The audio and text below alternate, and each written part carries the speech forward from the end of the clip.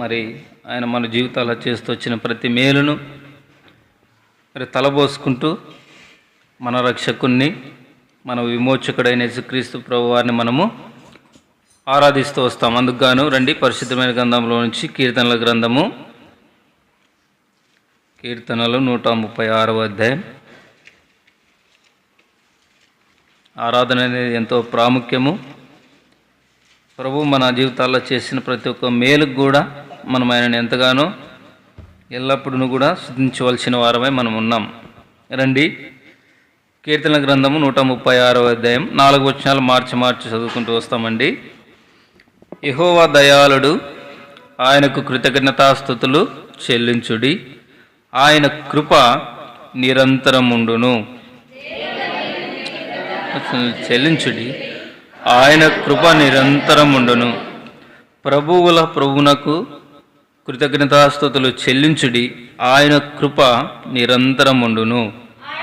ఒకటే మహా ఆశ్చర్యకారం చేయవాడు, ఆయన కృప నిరంతరముండును. రెండో భాగం కానీ ఇక్కడే కీర్తనల గ్రంథం 136వ అధ్యాయం 23వ వచనం. ఈ వాక్య భాగాన్ని కలిసి చదువుకుంటూ వస్తామండి. 23వ వచనం.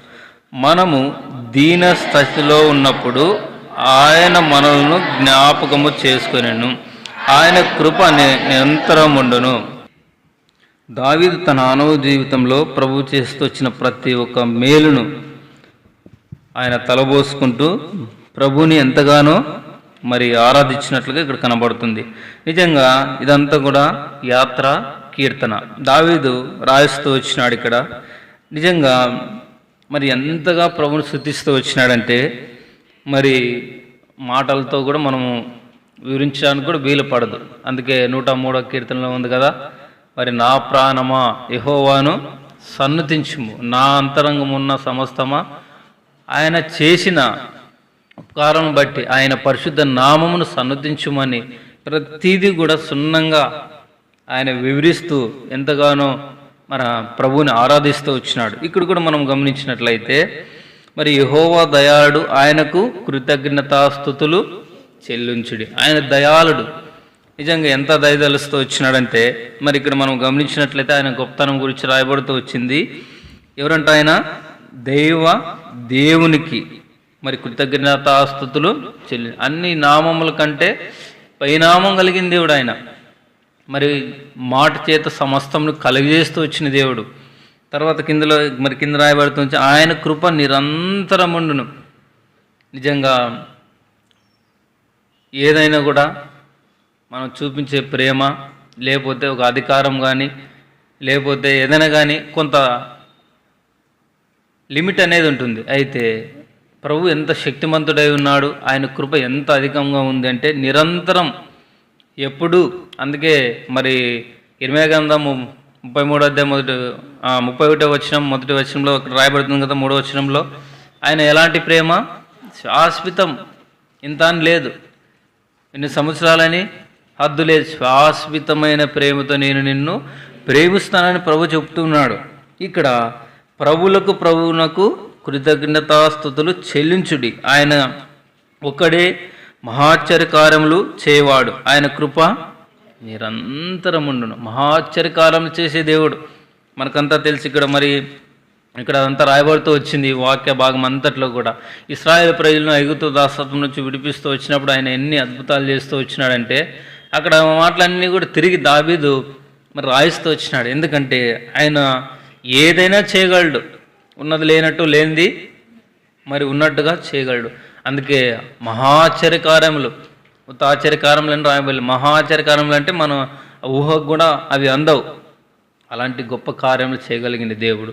మరి ఇంత గొప్ప దేవుడు ఎక్కడున్నాడంటే ఆయన మరి 23 వచ్చిన మనం గమనించినట్లయితే మనము దీన దశలోనున్నప్పుడు ఆయన మనలను జ్ఞాపకము చేసుకొనెను. చూసినారా, దీన దశలో ఉన్నప్పుడు ప్రభు మనం జ్ఞాపకం చేసుకుంటూ వచ్చినాడు.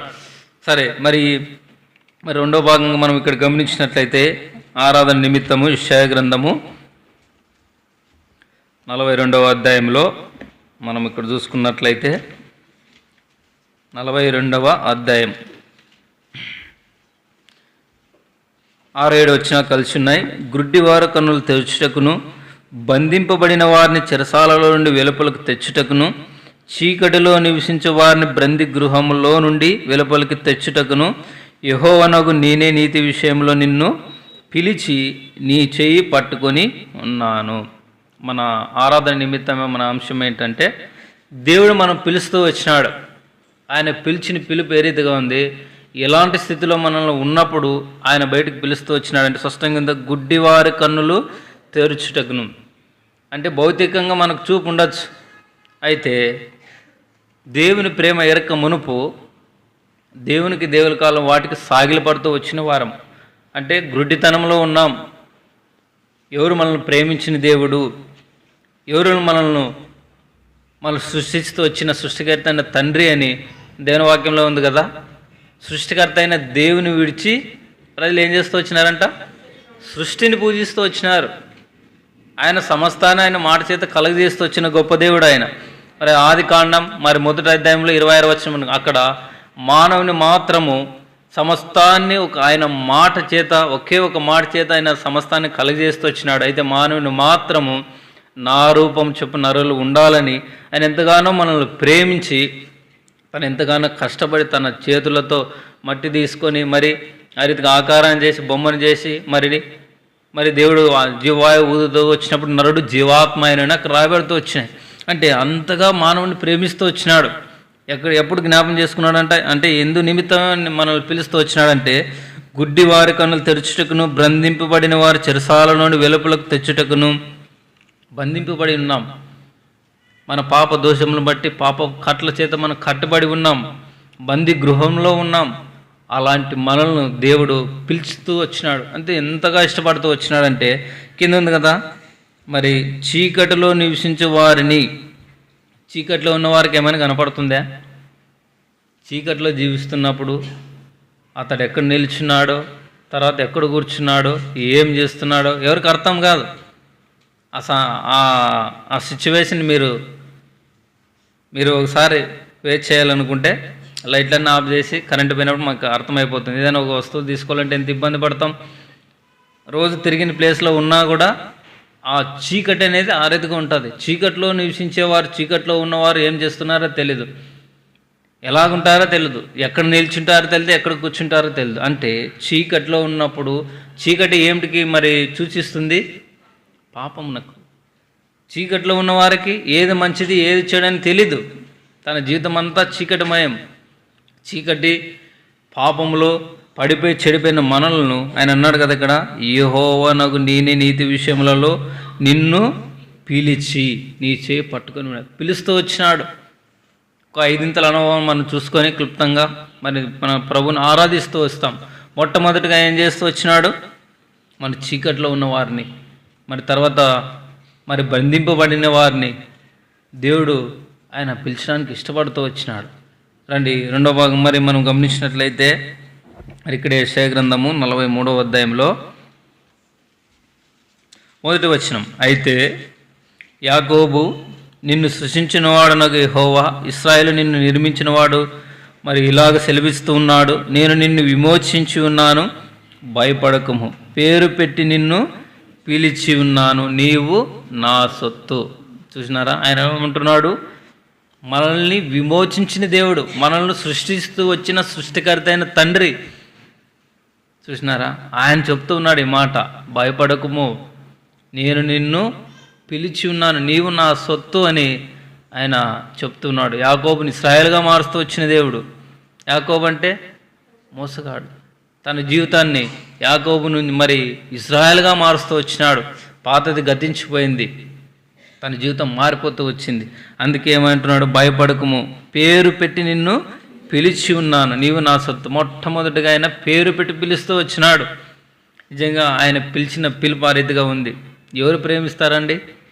మంచిగా ఉంటేనే ప్రేమించేది కష్టం ఈ దినాల్లో. అయితే చీకట్లో జీవిస్తున్నాం అంటే పాపంలో. దేవుని వాక్యంలో రోమిలు రాసిన పత్రిక 3వ అధ్యాయం 11వ వచనం, నీతిమంతుడు లేడు, ఒక్కడు లేడు, వాళ్ళకు నచ్చిన జీవితం, తప్పిపోయిన స్థితి, ఏకముగా పలికి మాలిన వారేరని స్పష్టంగా రాయబడుతూ ఉంది. తర్వాత వాళ్ళ గొంతకు తెరిచిన సమాధి అంటే వారి నోటి నిండా శపించే జీవితం. అయితే అలాంటి మానవుడిని, చీకటిలో ఉన్న వ్యక్తి మరి ఆ వ్యక్తి జీవితం ఏ రీతిగా ఉంటుందో తెలీదు. తనకు నచ్చిన జీవితం పాపంలో మరి పడిపోయిన వ్యక్తి ఒక లోయలో పడిపోయిన వ్యక్తితో సమానం. లోయలో పడిన వ్యక్తి మరింత క్రిందికి వెళ్తూ ఉంటాడే కానీ పైకి రావడానికి అవకాశం తక్కువ. అదే రీతిగానే పాపమునకు పట్టబడిన వ్యక్తి పాపంలో ఆ రీతిగా మరి ఇంకా మరింత కిందికి వెళుతుంటాడు కానీ బయటికి రావడానికి అవకాశం తక్కువ. అయితే మన ప్రభువు ఆయన అన్నాడు కదా ఇక్కడ, మన ఆయనల్ని ఎంతగానో విమోచించిన దేవుడు కనుక, మనల్ని సృష్టిస్తూ వచ్చిన సృష్టికర్త అనే దేవుడు కనుక మన మీద ఆయన దయ తలుస్తూ వచ్చినాడు. కేవలం ఆయన కృపను బట్టి మనం కరుణింపబడుతూ వచ్చినాం. నిజంగా ఆయన పిలిచిన పిలుపు ఏ రీతిగా ఉంది? భయపడకుము, పేరు పెట్టి నిన్ను పిలిచి ఉన్నాను, నీవు నా సొత్తు. మొట్టమొదటిగా పేరు పెట్టి మనం ప్రభు పిలుస్తూ వచ్చినాడు. అంతగా నిన్ను నన్ను జ్ఞాపకం చేసుకుంటూ వచ్చినాడు ప్రభు. నిజంగా ఎంత ధన్యులం అంటే మనము, యెహోవా తమకు దేవుడు కాగల జనులు ధన్యులని దేవుని వాక్యంలో రాయబడుతూ ఉంది. అంత ధన్యతలోనికి ప్రభు మనల్ని మరి పిలుస్తూ వచ్చినాడు. చూసినారా? అలాగే రండి ఇంకా ముందుకు వెళ్తూ వస్తాం. ఇక్కడే మరి ఇక్కడ రోమిలు రాసిన పత్రికలోనే ఇంకో మాట ఉంది కదా, అక్కడ 3వ అధ్యాయము మరి 23వ వచనంలో ఒక మాట ఉంది. ఏ భేదం లేదు, అందరూ పాపం చేసి దేవుడు అనుగ్రహించు మహిమను పొందలేకపోవచ్చున్నాము. ఏ భేదం లేదు, ఉన్నవారని లేనివారని, లేకపోతే పలానా దేశస్తులని, లేకపోతే పలానా కులం వారని, పలానా జాతికి చెందిన వారని లేదు. ఏ భేదము లేదు, అందరూ పాపము చేసి దేవుడు అనుగ్రహించు మహిమను, అది మన పరిస్థితి. అయితే ప్రభు మనల్ని ఎంతగానో జ్ఞాపం చేసుకుంటూ వచ్చినాడు. ఎంతో దేవునికి దూరమైన జీవితం, చీకట్లో జీవిస్తున్న వారం, బందీగృహంలో బంధింపబడుతూ వచ్చిన వారం ప్రభువు పేరు పెట్టి పిలుస్తూ వచ్చినాడు. అంత మటుకేనా? చూసినారా? మరి ఇంకా ముందుకు మనం వెళ్ళినట్లయితే మార్కు సువార్తలకు రాయబడుతుంది. మార్కు సువార్త 2వ అధ్యాయము, మార్కు సువార్త 2వ అధ్యాయం 17వ వచనం. యేసు ఆ మాట విని, రోగులకే కానీ ఆరోగ్యం గల వారికి వైద్యుడక్కరలేదు, నేను పాపులనే పిలువచ్చితిని కానీ నీతిమంతులను పిలువరాలేదని వారితో చెప్పెను. ఇక్కడ మనం గమనించినట్లయితే మరి లోకంలో అనేకులు ఉన్నారు. ఆ లోకంలో ఉన్నవారు ఏదో నీతి క్రియలు జరిగిస్తూ వాళ్ళు అనుకోవచ్చు, మేము నీతిమంతులుగా ఉన్నాం, తర్వాత అన్నీ చేస్తున్నాం, మరి ధర్మశాస్త్రాన్ని అనుసరిస్తూ ఉన్నాం అని అనుకోవచ్చు. అయితే దేవుని వాక్యంలో ఒక మాట ఉంది, మరి మనిషి చేసే నీతి క్రియలన్నీ ఎలాంటివంట? అంతే, అవి లెక్కలోనికి రావు. అయితే మరి ఆయన అన్నాడు స్పష్టంగా, నీతిమంతులుగా పాపులనే నేను పిలవచ్చితినని. ప్రభువు తన శిష్యులతో కలిసి భోజనం చేస్తున్నప్పుడు అక్కడ ఉన్న శాస్త్రులు పరిచయులు ఆయనను అరితిగా, ఈయన పాపులతో కలిసి ఉన్నాడే, వాళ్ళతో కలిసి భోజనం చేస్తున్నాడు, సావాసం చేస్తున్నాడే అని ఆ సందర్భంలో అక్కడ ప్రభు అంటున్నాడు, నీతిమంతులు కాదు, నేను పాపులనే పిలవచ్చితిని కానీ నీతిమంతులను పిలవరాలేదు. పాప జీవితంలో పడిపోయిన నిన్ను నన్ను దేవుడు పిలుస్తూ వచ్చినాడు. ఎంత గొప్ప భాగ్యం అండి! నిజంగా ఈ అదృష్టం అందరికీ లేదు. అందుకే మత్తయి సువార్తలో అనుకుంటాను ఆ మాట ఉంది, మరి పిలువబడిన వారు అనేకులు, అందరికీ పిలుపు ఉంది, కానీ ఏర్పరచబడిన వారు కొందరే. నీవు నేను ఏర్పరచబడుతూ వచ్చినాం కనుకనే దేవుని సన్నిధానంలో మనం అందరము ఇక్కడ ఉన్నాం. ప్రభు గురించి తెలుసు, కానీ తమ పాపలను ఒప్పుకొని దేవుని ఇంటికి రాలేని స్థితి. అయితే ప్రభు మనల్ని ఇంతగా ప్రేమించడాన్ని మనం గుర్తెరుగుతూ వచ్చినాం కనుకనే ఆయనను తగిన మహిమను చెల్లించాలి, మనం ఆరాధించాలని, దేవుని సన్నిధానంలో గడపాలని మనం ఎంతో ఆసక్తితో దేవుని ఇంటికి చేరి వచ్చున్నాం. కాబట్టి అంత ధన్యతలను ప్రభు నడిపిస్తూ వచ్చినాడు. అందుకే ప్రభు అంటున్నాడు ఇక్కడ, నిన్ను పాపులనే పిలువచ్చితిని కానీ నీతిమంతులను పిలువరాలి. పాపపు జీవితం, చీకట్లో, పందిగృహంలో, గుడ్డితనంలో ఉన్నవానికి ఏమైనా కనపడుతుందా?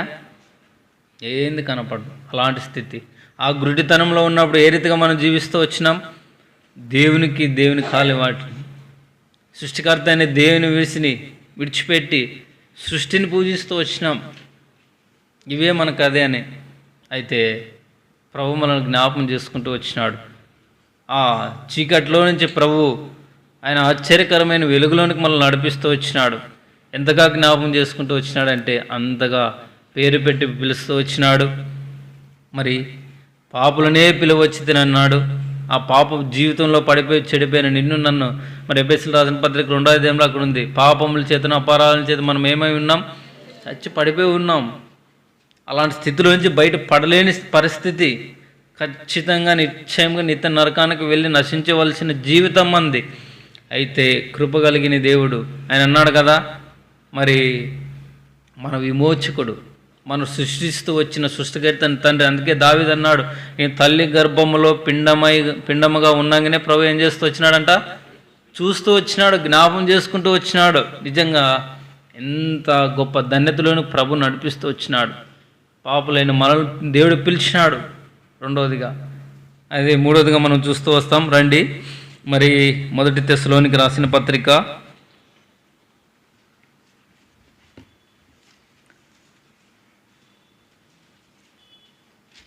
1 తెస్సలోనికి రాసిన పత్రిక 4వ అధ్యాయం 7వ వచనం.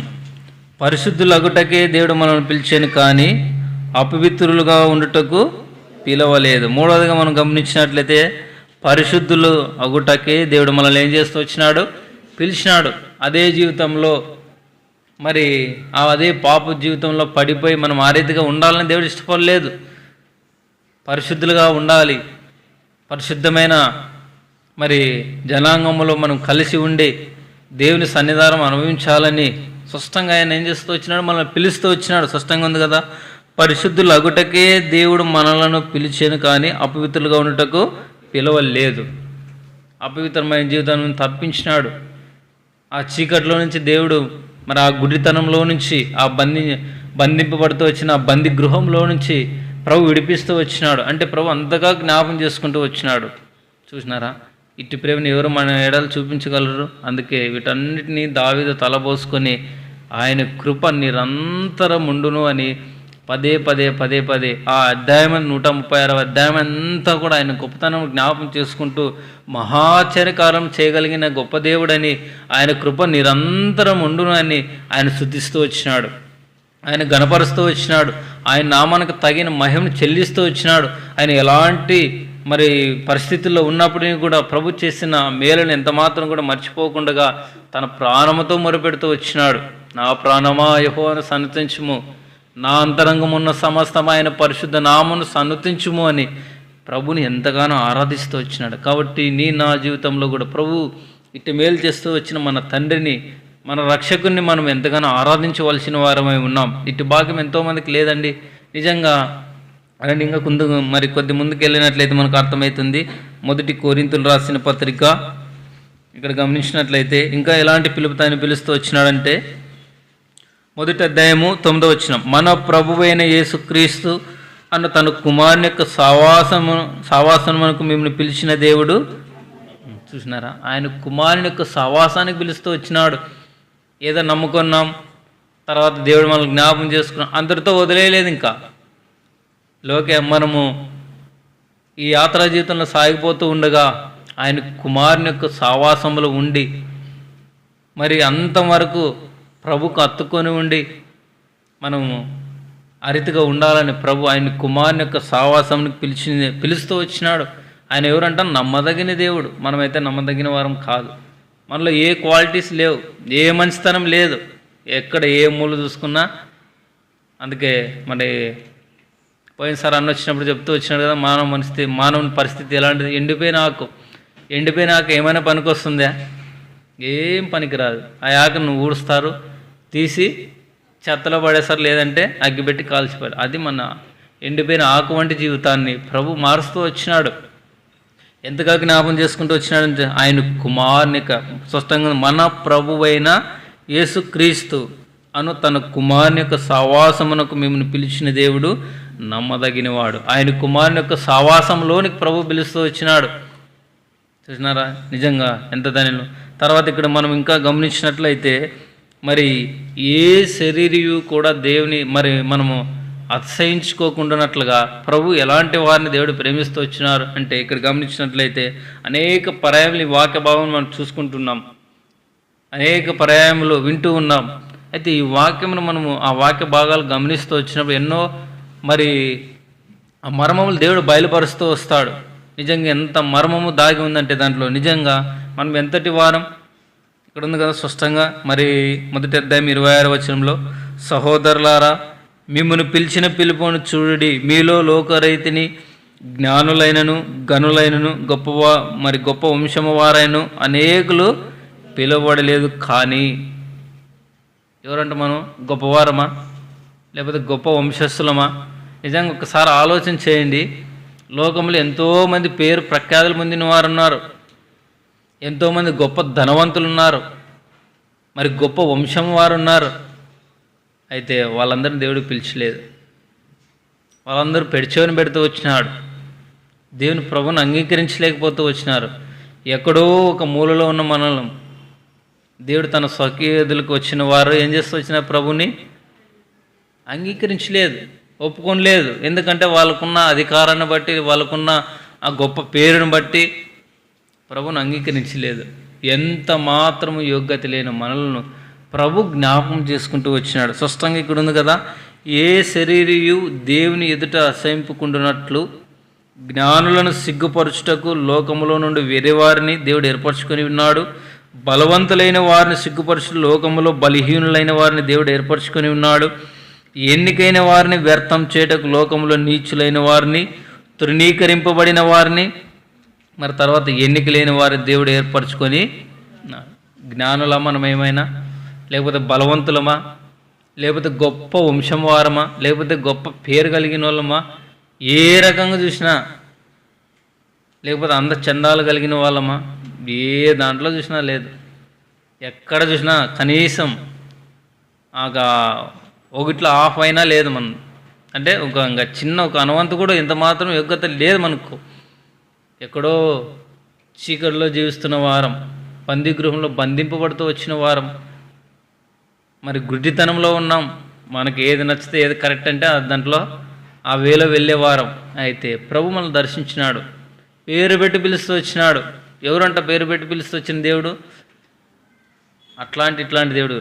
ఆయన అన్నాడు కదా అక్కడ, మనల్ని సృష్టిస్తూ వచ్చిన సృష్టికర్త అయిన తండ్రి, మన విమోచకుడు. అక్కడ మరి ఆదికాండం మొదటి అధ్యాయంలో 26 అనుకుంటాను, అక్కడ మాటలు రాయబడుతూ వచ్చినాయి. మనల్ని సృష్టించిన దేవుడు మనం ఒక మాట చెప్పాలంటే మనల్ని కంటూ వచ్చినాడు. మరి కీర్తన గ్రంథం 2వ అధ్యాయంలో అక్కడ అనుకుంటా ఆ మాట అక్కడ ఉంది. మనల్ని కన్నాడు, నేడే నేను కని ఉన్నానని ప్రభు మనల్ని కంటూ వచ్చినాడు. ఎంతో మరి ఆయన ప్రేమను మన ఎడలు వెల్లడపరుస్తూ వచ్చినాడు. ప్రభు ఇంతగా మనల్ని జ్ఞాపం చేసుకుంటూ వచ్చినాడు. కాబట్టి నిజంగా ఇక్కడ మనము 26వ వచనంలో చూస్తూ వచ్చినప్పుడు, లోకంలో మరి ఎంతోమంది జ్ఞానులు ఘనులు గొప్ప వంశం వారు ఉన్నారు. అయితే ఇట్టి భాగ్యం అందరికీ దొరకలేదు. కానీ మరి ఎందుకు పనికిరాని మనలను, ఏ మంచితనం లేని మనలను ప్రభు మన రక్షకుడు, మన విమోచకుడు ఎంతగా ప్రేమిస్తూ వచ్చినాడు. అందుకే మరి వీటన్నిటిని కూడా మనం తలబోసుకుంటూ మన ప్రభుని, మన రక్షణను మనం ఆరాధిస్తూ వచ్చినప్పుడు దేవదూతలతో కలిసి ప్రభు ఎంతగానో సంతోషించేవాడిగా ఉన్నాడు. నిజంగా మనం ఎంత ధన్యులమంటే మాటల్లో చెప్పలేము. అంత ధన్యతలోనికి ప్రభు మనల్ని నడిపిస్తూ వచ్చినాడు. మన రక్షకుడు ఇంతగా మనల్ని ప్రేమిస్తూ వచ్చినాడు. అందుకే మరి ఇక్కడ ఉంది కదా స్పష్టంగా, ఏదో ఒక దాంట్లో మనం ఉంటాం. ఇక్కడ ఎన్నిక లేని వాళ్ళం, నీచులం, తృణీకరింపబడిన వారం, బలహీనలం, ఏం చేయడానికి కూడా చేత కాదు. నీచులం అంటే ఇంకా ఆ మాట దాన్ని వర్ణించడానికి కూడా వీలు పడదు. అంటే ఆ మాటలో అంత ఉంది. అలాంటి స్థితిలో ఉన్న మనల్ని కూడా దేవుడు ప్రేమిస్తూ వచ్చినాడు. మరి ఇక్కడ ఉంది కదా, అయితే ఆయన మూలముగా మీరు క్రీస్తు యేసునందున్నారు. ఆయన మూలముగానే, ఆయన ద్వారానే, ఆయన మనల్ని ప్రేమించుట ద్వారానే ఈ దినాన దేవుని సన్నిధానంలో దేవుని పిల్లలముగా ఆయన మనల్ని ఇంతగా ప్రేమిస్తూ వచ్చినాడు. అందుకే దేవుని సన్నిధానం మనం అనుభవిస్తూ ఉన్నాం, గడుపుతూ ఉన్నాం. అందుకే వీటన్నిటిని జ్ఞాపకం చేసుకొని ఇక్కడ మరి ఇంకో మాట కూడా రాయబడుతూ ఉంది. అపోస్తలుడైన పౌలు ఇక్కడ ఈ మాట చెప్తున్నాడు. మొదటి అధ్యాయం 4వ వచనంలో, మరి క్రీస్తు యేసునందు మీకు అనుగ్రహింపబడిన దేవుని కృపను చూచి మీ విషయమే నా దేవునికి ఎల్లప్పుడూ కృతజ్ఞతాస్తుతులు చెల్లించిన. దేవుని కృపను బట్టి భాగ్యం దొరికింది, మరి ఏం లేదు. ఇక్కడ ఉంది కదా, చూస్తూ వచ్చినాం కదా, మరి జ్ఞానులు కాదు, గనులు కాదు, గొప్ప పేరు కలిగిన వాళ్ళం కాదు. మనము తృణీకరింపబడుతూ వచ్చిన వాళ్ళం, ఎన్నిక లేని వారం, నీచులం, బలహీనులం. ప్రభు ఇంతగా ప్రేమించి దేవుని కృపను బట్టే ఇంక వేరేది ఏం లేదు. ఇంకా తర్వాత మరి ఎపిఎస్ఎల్ రాసిన పత్రికలో అనుకుంటాను అక్కడ మాటలు రాయబడుతుంది. రండి, ఎపిఎస్ఎల్ రాసిన పత్రిక మొదటి అధ్యాయంలో అక్కడ మాటలు ఉన్నాయి.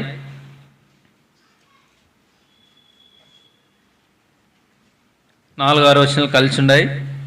ఎట్లనగా తన ప్రియుని యందు తాను ఉచితంగా మనకు అనుగ్రహించిన తన కృపా మహిమకు కీర్తి కలిగినట్లు తన చిత్త ప్రకారమైన దయా సంకల్పము చొప్పున యేసుక్రీస్తు ద్వారా తన కుమారులుగా స్వీకరించుటకై మనల్ని ముందుగా తన కోసం నిర్ణయించుకొని మనము తన ఎదుట పరిశుద్ధము నిర్దోషములై ఉండవాలని జగత్ పునాది వేయబడక మునిపే ప్రేమ చేత ఆయన క్రీస్తుల మనలను ఏర్పరచుకుంటూ వచ్చినారు. చూసినారా, కేవలం ఆయన కృపను బట్టి, ఆయన దయ మన మీద ఉండబట్ట మనల్ని కనుకరిస్తూ వచ్చినాడు, మనల్ని పిలుస్తూ వచ్చినాడు, పేరు పెట్టి పిలుస్తూ వచ్చినాడు, పాపులైన మనల్ని పిలుస్తూ వచ్చినాడు, ఆయన కుమారుని యొక్క సావాసంలో మనం ఉండాలని పిలుస్తూ వచ్చినాడు. నిజంగా ఇంత గొప్ప భాగ్యం ఎవరికుందండి?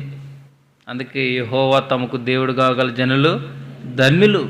ఎంతో ధనిలైతే వచ్చినాం కేవలం ఆయన మన మీద చూపించిన ప్రేమను బట్టి. లేకపోతే ఎవరండి మనం? ఎంతోమంది గొప్పవారు కూడా ప్రభు ప్రేమను బట్టి దేవుని పిల్లలకి ఎంతో సావాసం కలిగి ఉంటారు. వాళ్ళు ఎంత మాత్రం కూడా మనకు వాళ్ళ ఉన్నతమైన స్థానంలో ఉన్నప్పటికీ కూడా దేవుని పిల్లలకి మనతో ఎంతో కలిసిపోయి ఎంతో ప్రేమతో ఎంతో ఆప్తాయతో వాళ్ళు మాట్లాడి ఎంతో ప్రేమను మరి కనపరుస్తూ వస్తారు. ఎట్లా వచ్చింది ఇదంతా?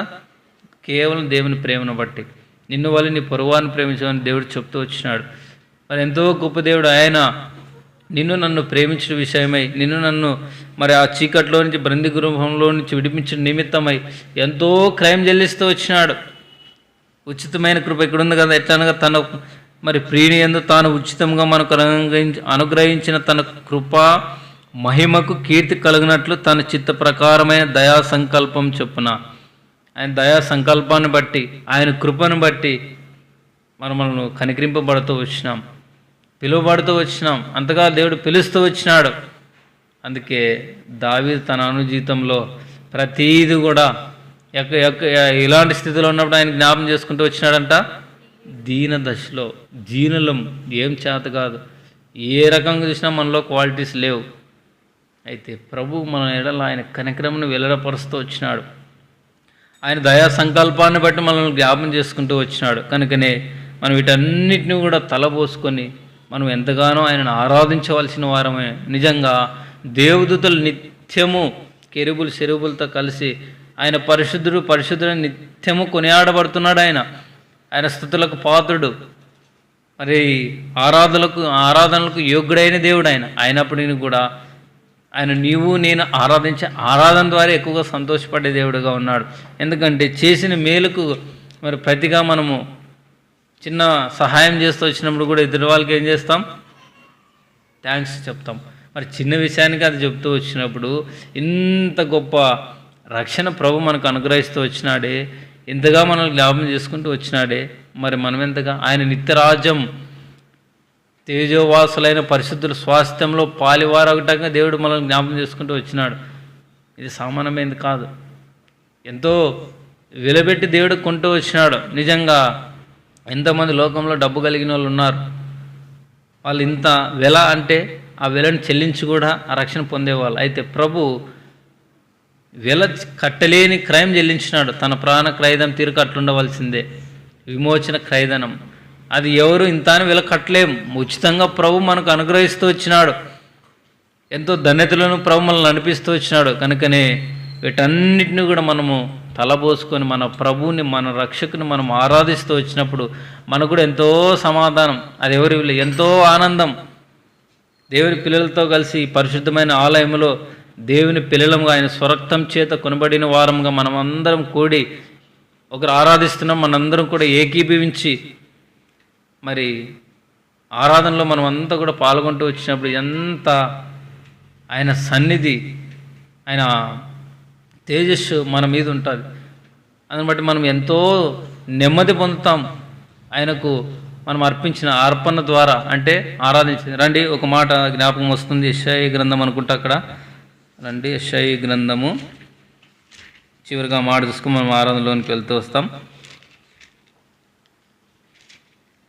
యెషయా గ్రంథము 43వ అధ్యాయము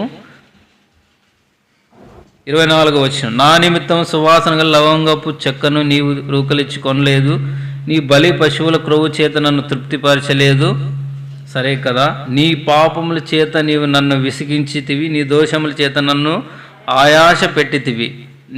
నేనే నా చిత్తానుసారముగా నీ అతిక్రమములను తుడిచివేయుచున్నాను, నేను నీ పాపములను జ్ఞాపకము. చూసినారా, మనం ఎంతో దేవుని దుఃఖపెడుతూ వచ్చిన వారం. మరి దేవుడు ఎంతగా దుఃఖపడుతూ వచ్చినాడంటే, మనము దేవుని అంతగా బాధ పెడుతూ వచ్చినాం. ఆది కాండంలో ఆ మాటలు అక్కడ ఉన్నాయి. నరుల చెడుతనం ఏ రీతిగా ఉందంటే భూమి మీద గొప్పది. మరి బాల్యం నుంటే మన గుణగణాలు చెడ్డవి. దేవుడు ఏదైతే చెప్తూ వచ్చినాడో దాన్ని చేయలేం, ఏదైతే చేద్దంటాడో దాన్నే చేస్తూ వచ్చినాం. చివరికి దేవుడే మనసు నొచ్చుకున్నాడు, ఎందుకు ఇట్లా చేస్తున్నారు వీళ్ళు అని. సృష్టికర్త అని దేవుని విడిచిపెట్టి సృష్టిని పూజిస్తూ వచ్చినాం. ఎక్కడ మనకి ఏది కరెక్ట్ అంటే అది ఆ దారిలో వెళ్ళిపోతూ వచ్చినాం, ఎంతో దుఃఖం పుట్టిస్తూ వచ్చినాం. అయినా అందుకన్నాడు కదా, ఇక్కడ ఏమంటా, నీ పాపముల చేత నీవు నన్ను విసిగించితివి, నీ దోషముల చేత నన్ను ఆయాస పెట్టితివి. అయినప్పటికీ కూడా ప్రభువా ఏమంటున్నాడు, నేనే నా చిత్తానుసారంగా నీ అతిక్రమలను తుడిచివేయుచున్నాను, నేను నీ పాపములను జ్ఞాపకము. ఇది దేవుని ప్రేమ. ఇలాంటి ప్రేమను మన ఎడల దేవుడు వెల్లడపరుస్తూ వచ్చినాడు. ఇంతగా ప్రభు మనం జ్ఞాపం చేసుకుంటూ వచ్చినాడు. అందుని బట్టే మనము హృదయపూర్వకంతో ఆ సమరయశ్రీ ఏ రీతిగా అయితే ఆత్మతో సత్యంతో యథార్థంగా ఆమె ఆరాధిస్తూ వచ్చిందో, ఎంతో సంతోషంతో గంతులు వేసింది. తమ కుండను విడిచిపెట్టి ఊర్లోనికి వెళ్ళి, మరి నేను చేసినవన్నీ నాతో చెప్పి నేను క్రీస్తు కాడా అని ఎంతగానో ఆరాధించింది, ఆయన ఘనపరుస్తూ వచ్చింది. కాబట్టి ఇట్టి అనుభవం కలిగిన వారమై మనం కూడా ప్రభు మన జీవితాల్లో చేస్తూ వచ్చిన ప్రతి ఒక్క మేలును తలబోసుకొని మన ప్రభువుని, మన రక్షణ, మన విమోచకుని మనము ఆ రీతిగా ఆరాధించి ఆయన నామానికి తగిన మహిమను మనము చెల్లిస్తూ వస్తాం. దేవుడి మాటలు దీవించును.